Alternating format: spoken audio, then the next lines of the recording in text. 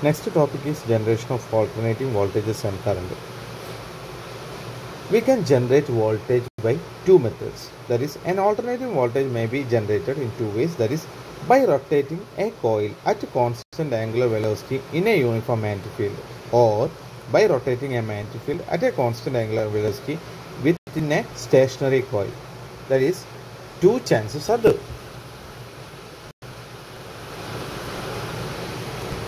One is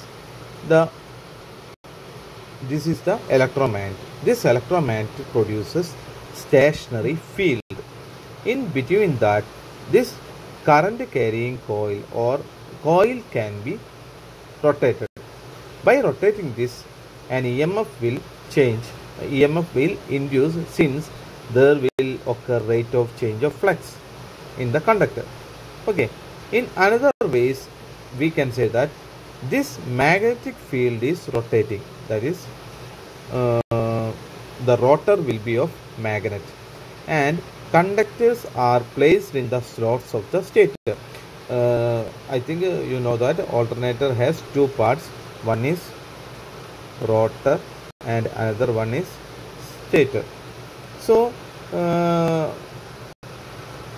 have already told about the dynamically induced EMF and statically induced EMF. That is the case here.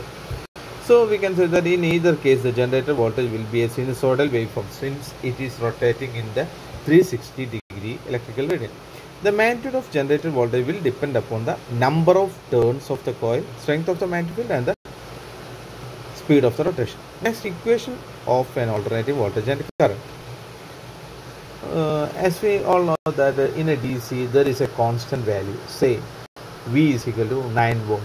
But in the case of an alternating current, it is not there. There is an alternating quantity.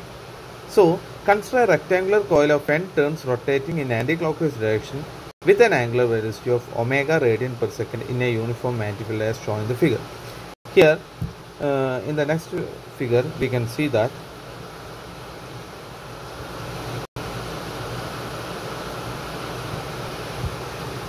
a conductor is placed in this magnetic field.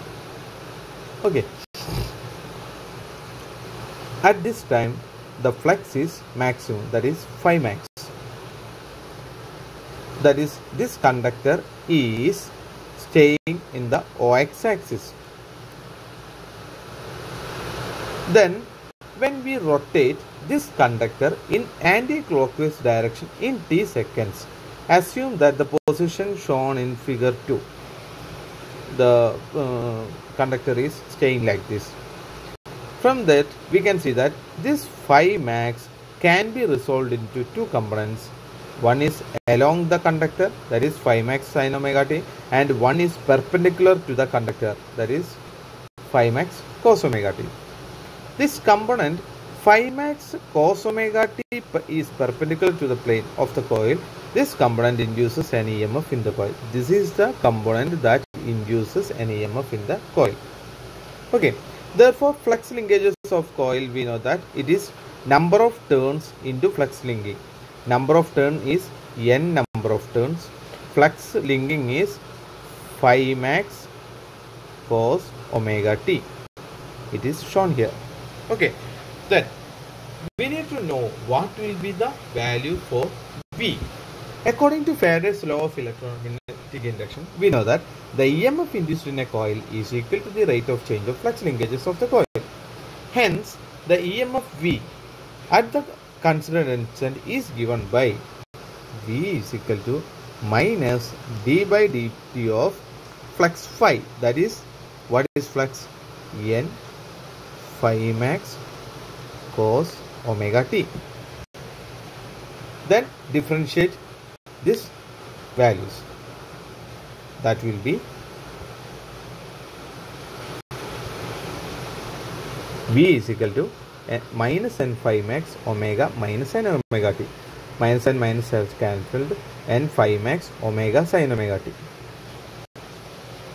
So, whenever you should look into this sin omega t, this is the alternating quantity. So, we can say that there will it has a maximum value when omega t is equal to 90 degree. So sine 90 means 1. If the conductor or the coil rotates from horizontal axis from OX axis 90 degree to 90 degree, the sine 90 will be 1, and we can say that the value of V will be maximum when sine omega t is equal to 1. This is the case.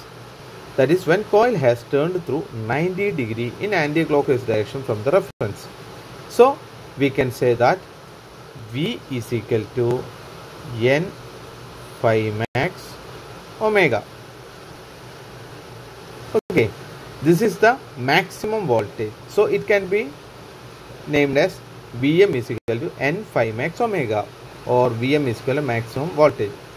In the previous equation, we know that V is equal to N phi max omega cos omega t. This is termed as Vm. So V is equal to Vm cos omega t. That is the written thing. We can say that omega t can be taken as theta. So it will be Vm sin theta. So the EMF induced in the coil is sinusoidal. In the instant, that is the incidence value of the EMF varies as the sine wave of the time angle, that is with respect to, that is OX axis. If this alternating voltage is applied across a load, the alternating current flow through the circuit, which also carries sinusoid. If this is applied to a load, this is the case. If it is applied to a load, if this is applied to a load, a complete circuit has opened, set up. So a current I will flow. The equation of the alternating current is also given as I is equal to Im sin omega t. That is shown there. Okay.